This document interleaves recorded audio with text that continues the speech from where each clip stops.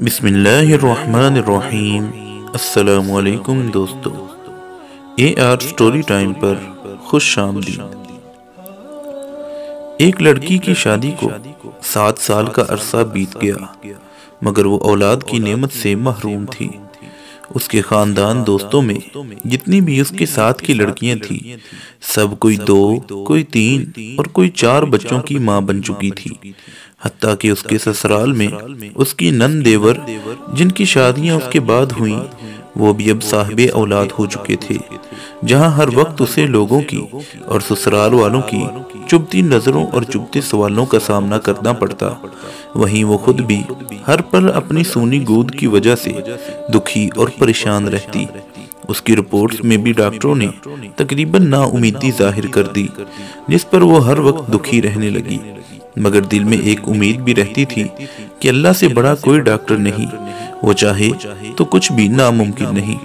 کبھی بہت زیادہ دل اداس ہوتا تو چھپ کر اپنے کمرے میں جھی بھر کر رو لیتی۔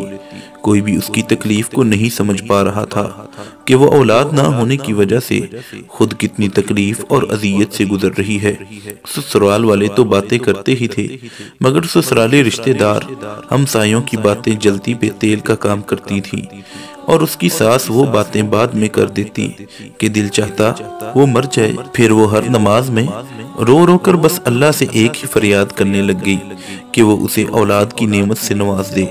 وقت گزرنے کے ساتھ ساتھ جب اس کی دیورانی کے ہاں چوتھے بچے نے جنم لیا تو ساس کے تانوں میں اور شدت آ گئی کہ یہ تو بانجھ ہے، میرا بیٹا بے اولاد رہے گا۔ پھر وہ وقت آیا کہ گھر میں اس کے شوہر کی دوسری شادی کی باتیں ہونے لگی۔ ایک دن وہ اپنے دیور کے بچے کو گود میں لے کر پیار کر رہی تھی کہ نہ جانے اس کے دل کو کیا ہوا، وہ بچے کو وہیں لٹا کر اپنے کمرے میں آئی اور ایسا روئی کہ سب گھر والے جمع ہو گئے۔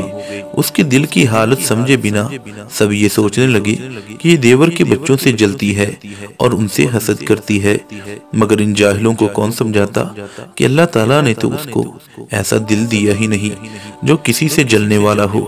وہ تو ان لوگوں میں سے تھی جو اپنی خوشیاں بھی کسی اور کی جھولی میں ڈال دیں، جو اپنے منہ کا نوالا دوسروں کے منہ میں ڈال دیں۔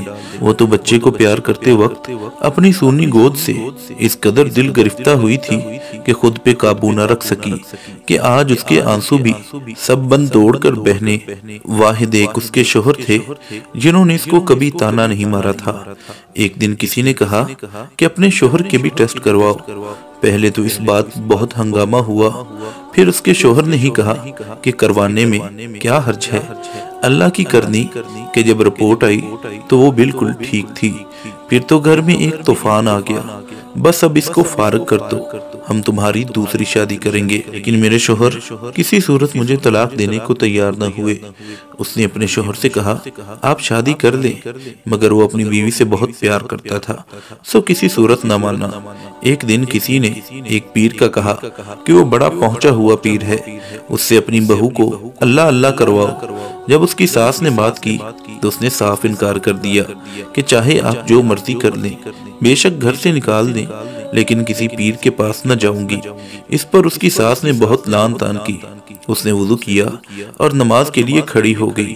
جب دعا کے لیے ہاتھ اٹھائے تو ایسی رکت طاری ہوئی کہ کچھ بولا نہ جائے۔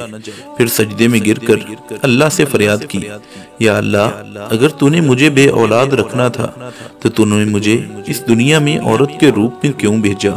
عورت تو پوری ہی اولاد سے ہوتی ہے، پھر میرے وجود کو ادھورا کیوں رکھا؟ یا اللہ، ساری دنیا کے ڈاکٹر چاہیں جو مرضی کہتے رہیں، مجھے بس تیرا ہی آسرا ہے۔